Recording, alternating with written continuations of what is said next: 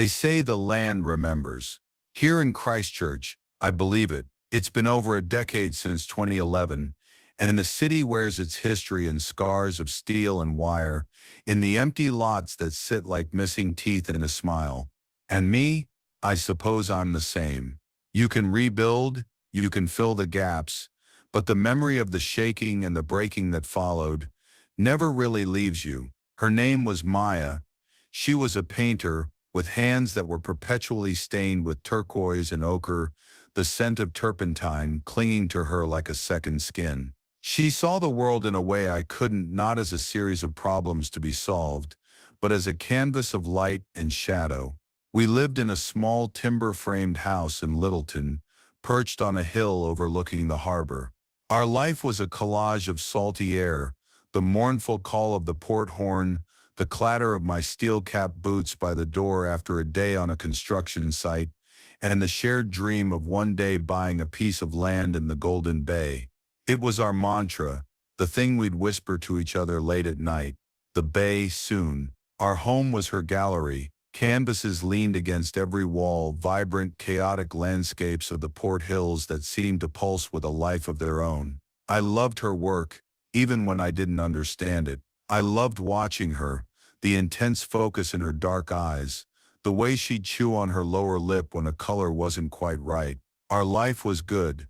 It was real. We'd spend weekends hiking the bridle path or driving out to Akaroa for the day, coming home sun-kissed and tired, falling into bed with the easy familiarity of two people who believed they had forever. By the summer of 2011, though, the canvas of our life was starting to fray at the edges. The easy silences became strained.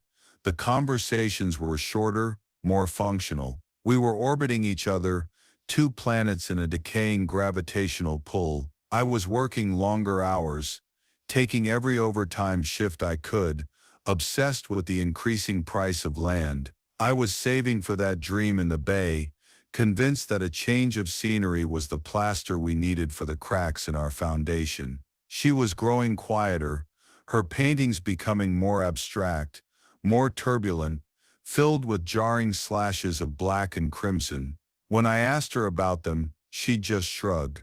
"It's just what's coming out right now," she'd say, turning back to her easel, a wall between us. I thought it was just a phase, a creative storm. I was a fool. I thought we had time.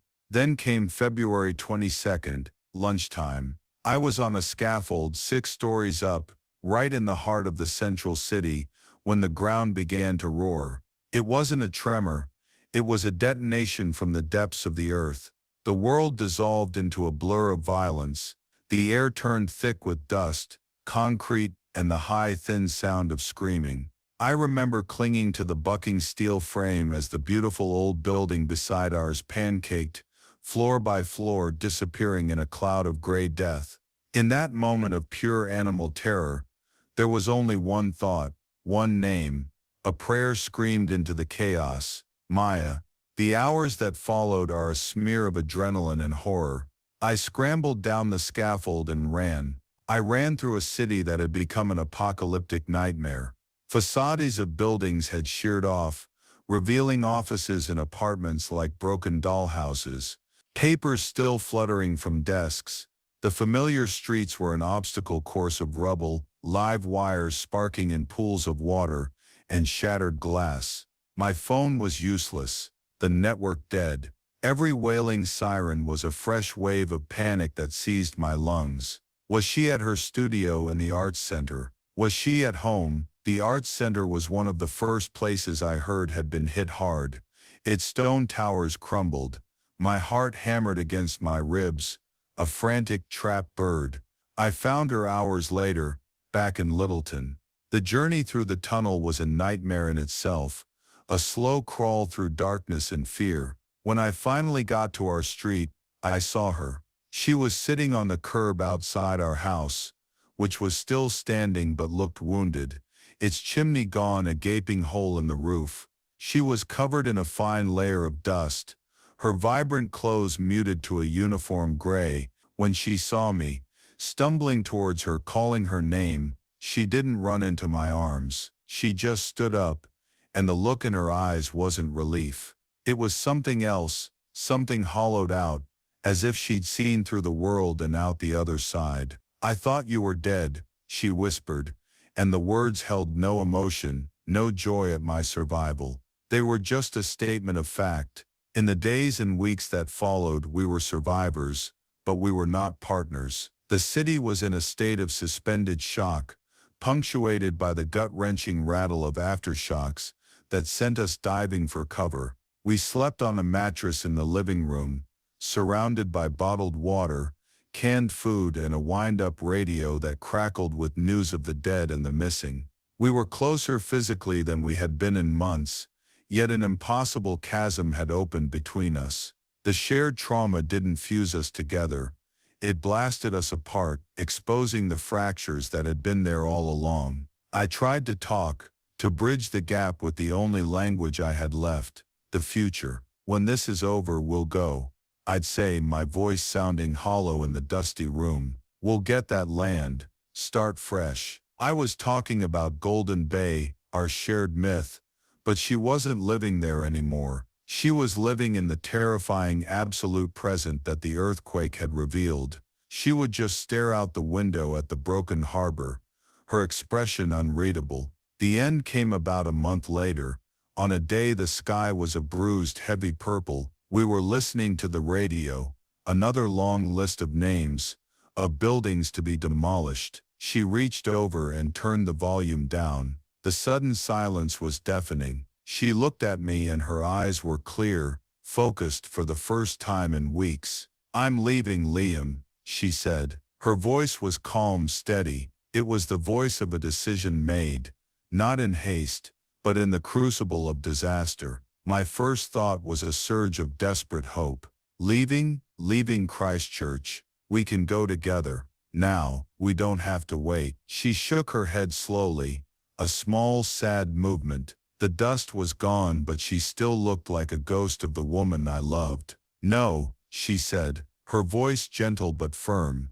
"I'm leaving you." She told me then, in the quiet, broken house, that in those seconds when the ground was shaking, when she thought she might die, she didn't think of our future, or the land in the bay, or even of me. All she could think, with a clarity that terrified her, was, "This isn't the life I am meant to be living." The earthquake hadn't broken her love for me. It had simply illuminated the fact that it was already gone, buried under months of unspoken resentments, and my blind focus on a future she no longer wanted. It had shaken her awake, and the person she saw when the dust settled wasn't me. She left for Australia 2 weeks later. I helped her pack. It was a surreal, polite process. We folded clothes, wrapped canvases, and spoke in the hushed tones of strangers. There was no dramatic fight, no tears, just an empty space in the bed, a missing set of paintbrushes, and a silence in the house that was heavier and more permanent than any rubble. I stayed and I worked, throwing myself into the rebuild. I helped tear down the broken landmarks of our past, and helped raise the new ones. For a long time my grief for Maya was tangled up with my grief for the city. Every crane on the skyline,